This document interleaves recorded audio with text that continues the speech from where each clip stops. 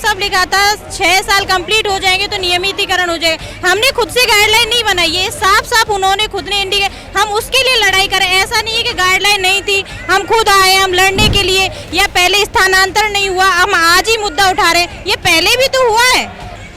स्वास्थ्य मंत्री जी से हमको यही निवेदन है कि आप हमारी बात को सुने और जल्द से जल्द हमारा नियमितीकरण करें, क्योंकि उन्होंने गाइडलाइन तैयार की है, खुद ने उन्होंने गाइडलाइन तैयार की है। Chapter number 4 operational guideline NHM की, उसके अंदर 4.1 फिगर के अंदर स्पेशली लिखा हुआ है कि आपको नियमितीकरण किया जाएगा 6 साल बाद।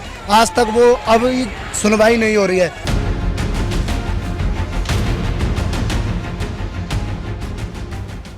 लखनऊ के धरना स्थल इको गार्डन में इस समय हम मौजूद है और यहाँ पर धरना आप देख सकते हैं कि कितना बड़ा यहाँ पर धरना हो रहा है। विशाल अनिश्चितकालीन धरना प्रदर्शन जो है यहाँ पर CHO कर्मियों का हो रहा है। इनसे जानेंगे कि आखिर किन मुद्दों पर ये धरना दे रहे हैं, क्या कुछ मांगे हैं और किसको लेकर, क्योंकि तमाम वो महिलाएं उत्तर प्रदेश के अलग अलग जिलों से आई हुई हैं। एक तरफ जहाँ सरकार महिला सुरक्षा के दावे करती है, स्वास्थ्य कर्मियों को तमाम सारी सुविधाएं मुहैया करवाने की बात करती है, वहीं दूसरी तरफ इन्हें सड़कों पर उतरने के लिए मजबूर किया गया है। और सिर्फ यहाँ पर महिलाएं ही नहीं बल्कि इनके छोटे छोटे बच्चे जो हैं वो भी यहाँ पर आए हुए हैं अपने फैमिली का साथ देने के लिए, और साथ ही साथ जो है पुरुष तो हैं वो है ही है। क्या नाम है मैम आपका? मेरा नाम वंदना यादव है, मैं जिला अमरोहा से यहाँ हूँ। मैं अपनी टीम की महिला प्रदेश उपाध्यक्ष हूँ। क्या कुछ मांगे हैं? और सबसे पहले तो मैं आपसे जानना चाहूँगी, एक महिला हैं और महिला सुरक्षा की बात सरकार करती है, बेटी बचाओ बेटी पढ़ाओ के नारे और तमाम सारी चीज़ें, लेकिन महिलाओं को अपने छोटे छोटे बच्चों को लेकर हमने देखा सड़कों पर उतरना पड़ रहा है। क्यों उतरना पड़ रहा है? क्या कमी आ रही है सरकार के ऐसे काम में? हमें सड़कों पे उतरना पड़ रहा है क्योंकि सरकार ने अपना एक वादा नहीं पूरा किया है, बस इसलिए नियमितीकरण। हम चाहते हैं कि जो सरकार ने 6 साल पहले हमें नियमित करने का वादा किया था वो नियमितीकरण करे। जब भी हम किसी नौकरी में, सरकारी किसी भी नौकरी में जाते हैं, हम गाइडलाइन पढ़ते हैं, अगर हम उससे सहमत होते हैं तब हम फॉर्म भरते हैं और हम एग्ज़ाम देते हैं। हम लोग सभी 1-1, 2-2 एग्ज़ाम दे के तब हमने जो नौकरी ज्वाइन की है, और वो भी ये गाइडलाइन पढ़ के की है। आप दिखा सकते हैं, इसमें साफ साफ लिखा है कि 6 साल बाद HWC पे कार्य करने के बाद, सर्विस देने के बाद आप लोगों को नियमित तौर पर एब्जॉर्ब यानी विलय कर लिया जाएगा, सरकारी परमानेंट कर दिया जाएगा। तो हम उसी के लिए, उस वादे को याद दिलाने के लिए इतनी भीड़ है, हम इको गार्डन में आए हैं। कहाँ से लोग आए हैं? आपके जो साथ के लोग हैं कहाँ से आए हैं? उत्तर प्रदेश के हर जिले से आए हैं या फिर? हमारे 75 जिले हैं और सभी 75 के 75 जिलों से हमारी महिला साथी भी और पुरुष साथी भी दोनों कंधे से कंधा मिला के अपने हक के लिए लड़ रहे हैं। कुछ लोग ये भी कह रहे थे आपके साथ के, कह रहे थे कि हम आपके जो सीनियर्स होते हैं, जो सरकारी कर्मचारी होते हैं, वो आप पर प्रेशराइज करते हैं काम करने के लिए, जो आपके काम नहीं होते हैं वो भी आपसे काम करवाया जाता है। जैसे आशा आंगनबाड़ी के काम होते हैं, आभा कार्ड बनवाना, आयुष्मान कार्ड बनवाना और तमाम सारी चीज़ें, वो भी आपसे ज़बरदस्ती करवाया जाता है और तनख्वाह में भी आपकी कटौती होती है। देखिए, जब हमने CHO की चुनौती ली थी तो हमें पता था हमें किस जनमानस के अंदर कार्य करना है। हमने वो चुनौती ली थी, उसमें विभिन्न कार्य आते हैं, ठीक है, और हमने वो दिल लगा के किए हैं। चाहे वो आयुष्मान कार्ड हो, कोरोना वॉरियर्स हो, हमने वो सभी दिल लगा के किए।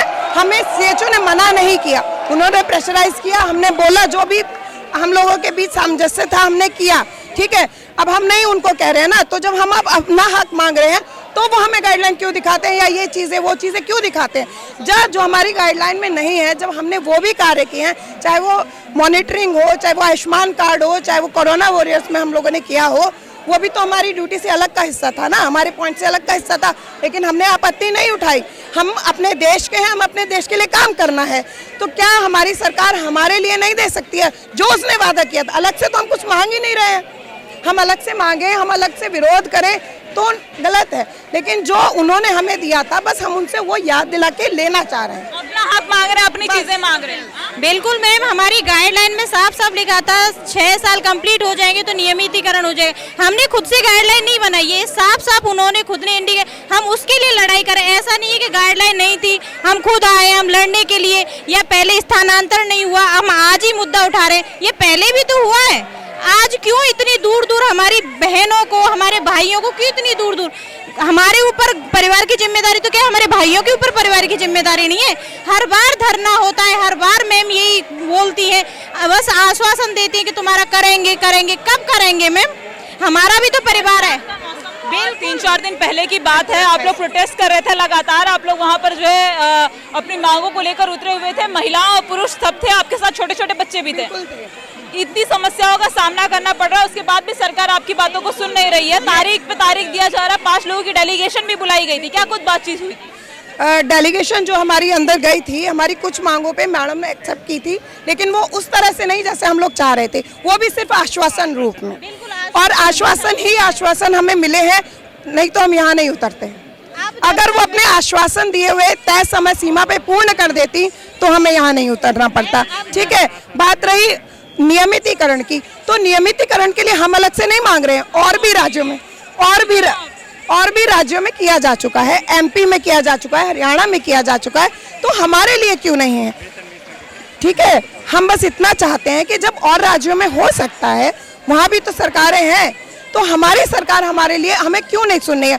या तो कुछ व्यवधान है जो हमारी बातें उन तक पहुँच नहीं रही हैं, वरना सभी लोग जो भी सरकार है हमारी सुरक्षा के लिए, हमारी सुविधा के लिए, तो हम इस तरीके से पहुंचाना चाह रहे हैं, हम पहुंचा रहे हैं अपनी बात।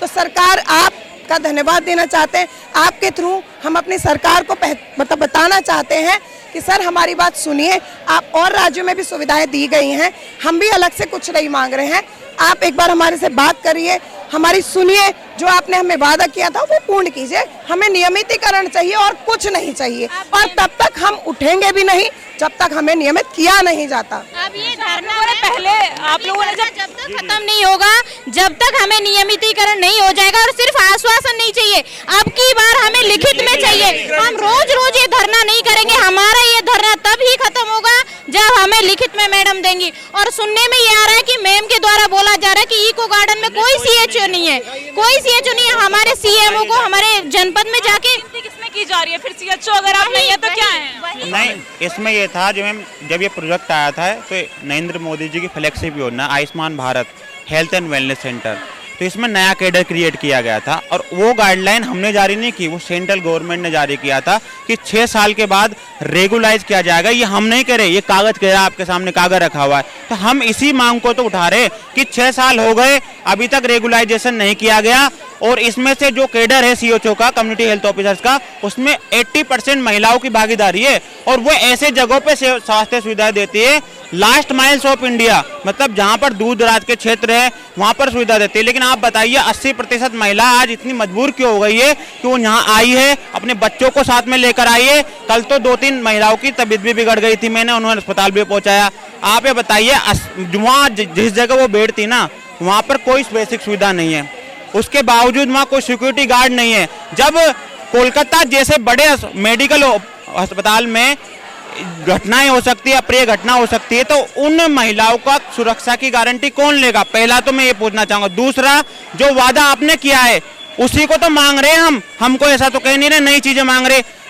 लिखित में आपने जो चीज गाइडलाइन बनाई थी उसको 6 साल होने के बावजूद आपने उसको पूरा क्यों नहीं किया है? दूसरी बात, यूपी सरकार और स्वास्थ्य विभाग यूपी का इतना असंवेदनहीनता से भरा हुआ है कि जो यहाँ पर महिलाएं बैठी है उनकी सुनी अभी तक नहीं जा रही है। और डेलीगेट तो कहते हैं कि हम स्वास्थ्य मंत्री बन गए और हमने स्वास्थ्य विभाग को काफी सारी सुविधाएं मुहैया करवाई हैं, स्वास्थ्य कर्मियों को काफी सारी सुविधाएं है। जो बीच के हमारे हुक्मरान है, जो मंत्रियों तक आवाज पहुंचाते, वो नहीं चाह रहे इस चीजों को, वो बिल्कुल ही अनसुना कर रहे हैं इन बातों को। लेकिन मुझे विश्वास है कि इस महिलाओं की मौजूदगी और इन चीजों को देखते हुए ब्रजेश पाठक खुद इन पे संज्ञान लेंगे और उन अधिकारियों को निलंबित करेंगे जो हमारी मांगों तक बीच में पहुंचाने में बीच में भूमिका निभा रहे। आपको हम यही बता रहे हैं कि रेगुलाइजेशन का जो हमने नहीं कहा रेगुलाइज, हमारा पहला कैडर है जिसका रेगुलाइजेशन के लिखित आदेश दिए गए हैं, उसकी प्रतिलिपि हर जगह उपलब्ध है। और 6 साल हो गया, 6 साल इसलिए हमने ज्वाइन किया था, भले हमें अल्प मानदेय मिलेगा लेकिन हमें स्वास्थ्य सुविधाएं प्रोवाइड कराने का मौका मिलेगा। कुछ टाइम बाद हम रेगुलाइज हो जाएंगे, इस भरोसे में बहुत लोगों ने ज्वाइन किया। मैं साइकोलॉजिस्ट हूँ, मुझे अच्छी पद मिल रहा था, मैंने नहीं ज्वाइन किया क्योंकि मेंटल हेल्थ की जो सुविधा है वो लोगों तक लास्टली नहीं पहुँच पा रही है। मैं भी लखनऊ में बैठ सकता हूँ, मैं भी कंसल्टेशन कर सकता हूँ, लेकिन बेसिक मेंटल हेल्थ की सुविधा एक गांव में मिलना बहुत बड़ी बात है। और comprehensive primary health care internationally standard के हिसाब से तय किया गया था और इस प्रोजेक्ट के शुरू किया गया था कि कोई व्यक्ति है जिसके 100, 200, 500 रुपये खर्च ना हो, उसे बार बार लखनऊ ना आना पड़े, उसके 2 से 3 हज़ार रुपये बच जाए। लेकिन ये चीज़ों को अनदेखी की जा रही है। लगातार चौथा दिन हो गया, लोग यहाँ पर बार बार फोन कर रहे हैं हमें सीओचओज को कि मैडम आप आइए, भाई जी आप आइए, ओपीडी कीजिए, हम बीमार हैं, हमें जुकाम है, हमें बुखार है, हमें एनसीडी नहीं हो रहा, हमारा बीपी नहीं नप रहा, हमारा बीपी बढ़ा जा रहा है, आप आइए हमें सुविधा दीजिए। लेकिन हम भी मजबूर हैं, हम चाहते नहीं है कि इस तरह की सुविधा रुके। 4 दिन हो गए लगातार, 7 दिन ऑनलाइन स्ट्राइक की थी, उसमें उनका फर्क नहीं पड़ा। अब हम यहाँ ऑफलाइन में, आप ही बताइए कौन चाहेगा कि लखनऊ में यहाँ बैठा रहे। हम तो चाहते किसी का बीपी ना पे, हम तो चाहते किसी को सुविधा दे, ड्रग प्रोवाइड करे, हम किसी के एनसीडी करे। लेकिन क्या लग रहा है कि जिस तरीके से कह रहे हैं और आप लोगों की मांगे जो हैं वो वाकई उत्तर प्रदेश सरकार और जो स्वास्थ्य मंत्री हैं उत्तर प्रदेश के ब्रजेश पाठक, उन तक ये आवाज जाएगी आपकी और आप लोगों की मांगों को पूरा बिल्कुल मैम, आप आए तो आपके थ्रू बिल्कुल जानी चाहिए, क्योंकि जो बीच में मध्यस्थता में आदमी बैठे हों वो हमारी बात को बिल्कुल नहीं पहुंचा पा रहे हैं।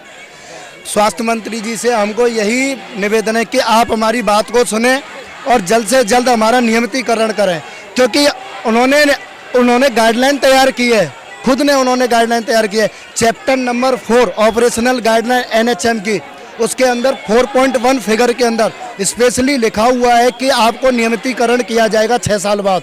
आज तक वो अभी सुनवाई नहीं हो रही है।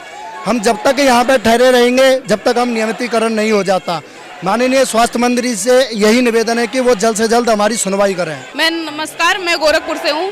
गोरखपुर को मैं मतलब लोगों को सीएम सिटी मुख्यमंत्री का गढ़ कहा जाता है गोरखपुर को। बिल्कुल, लेकिन आपको पता है सीएम सिटी भले नाम दिया, लोग ये कहते हैं कि अगर कोई भी हो अच्छा काम कोई भी करता अपने घर से शुरुआत करता है, लेकिन हमें तो नहीं लगता ऐसा शुरुआत कोई हुआ है, क्योंकि मैं उन्हीं के शहर से हूँ। लेकिन आए दिन जो भी चीजें होते रहती हैं, वो जितनी भी बेकार चीजें वो उन्हीं वहीं से घटित शुरू होती हैं। गोरखपुर को तो स्मार्ट सिटी कहा जाता है कि सीएम सिटी के साथ साथ स्मार्ट सिटी, और जब से बाबा वहाँ पर आए हैं तमाम सारी सुविधाएं मुहैया करवा दी गई हैं। बाबा सिर्फ वहाँ आए हैं, उन्होंने सुविधाएं मुहैया कराई हैं, लेकिन उन्होंने सिटी में शहर में कराई, उन्हें गांव में उनको कोई रुझान नहीं है उनका। क्योंकि अगर गांव में उनका रुझान होता तो 2018 से जिनकी पोस्टिंग और अब तक हम लोग कर रहे हैं उनको कोई फर्क नहीं पड़ा। भाई जियो में जो गाइडलाइन उन्होंने दी है कि 5 साल बाद नियमितीकरण वो देंगे, उनको अब तो करना चाहिए, क्योंकि 5 साल से नहीं, लोगों ने 8 साल कर चुके इस जॉब को, 6 साल कर चुके, लेकिन अब तो नियमितीकरण करना चाहिए उनको। लेकिन उनका कोई ध्यान नहीं है। उनको अगर लगता है, एमडी मैडम को लगता है कि भाई हम लोग एएमएस के थ्रू ये सब प्रोटेस्ट कर रहे हैं, तो ऐसा कुछ नहीं है। हम लोग अपने उनके लिखे हुए गाइडलाइन के अकॉर्डिंग ही हम अपनी डिमांड रख रहे हैं, बाकी हम उनसे कुछ नहीं चाहते हैं। हम कोई नई चीज क्रिएट करने की मांग नहीं कर रहे हैं। हम 2018 में जो गाइडलाइन क्रिएट की थी, जिसके दम पे हमने जोन किया था, अल्प वेतन में जोन किया था। क्यों किया था? क्योंकि लोगों को सुविधा मिले। गांव दराज की स्वास्थ्य सुविधाएं 2018 से पहले 0 थी, लेकिन आज ये है कि 5000 की जनसंख्या में सीओचओ बैठ रहा है, वहाँ पर ओपीडी हो रही है। जुकाम, खांसी, बुखार, लूज मोशन, ये छोटी मोटी समस्या के लिए उसे 1 रुपया भी नहीं देना पड़ता। लेकिन जब ये सुविधा रुक गई है 4 दिनों से, बार बार हमें कॉल आ रही है, हम खुद चाहते हैं कि हम जाकर सुविधा दें, लेकिन मजबूरी में हमें ऐसा करना पड़ रहा है। जो कर्मी है, ये वो संविदा कर्मी है जो जमीनी स्तर पर, या यूँ कह लीजिए कि ग्रामीण क्षेत्रों में ज़्यादातर देखने को मिलते हैं, और ये सरकारी अस्पतालों में सुविधाएं देते हैं, पेशेंटों को, मरीजों को देखते हैं, और इन्हें आज सड़कों पर अपनी मांगों को लेकर उतरना पड़ रहा है। और कारण ये है कि इनकी मांगों को पूरा नहीं किया जा रहा है। इनका साफ तौर पर कहना है कि हमें कहा गया था कि 5 साल बाद, 6 साल बाद हमें परमानेंट कर दिया जाएगा, ये गाइडलाइंस में हमारे लिखा गया है, और हम उन्हीं मांगों को पूरा करवाना चाहते हैं। अब देखने वाली बात ये होगी कि क्या वाकई स्वास्थ्य मंत्री इनकी जो मांगे हैं उनको पूरा करते हैं, उत्तर प्रदेश सरकार क्या इनकी मांगों को पूरा करती है और इनके धरने का कुछ असर पड़ता है। ये खबर आपको कैसी लगे, मैं कमेंट सेक्शन में कमेंट करके जरूर बताइएगा। देश दुनिया की तमाम खबरें देखने के लिए बने रहिए हमारे साथ टीवी 24 नेटवर्क के साथ।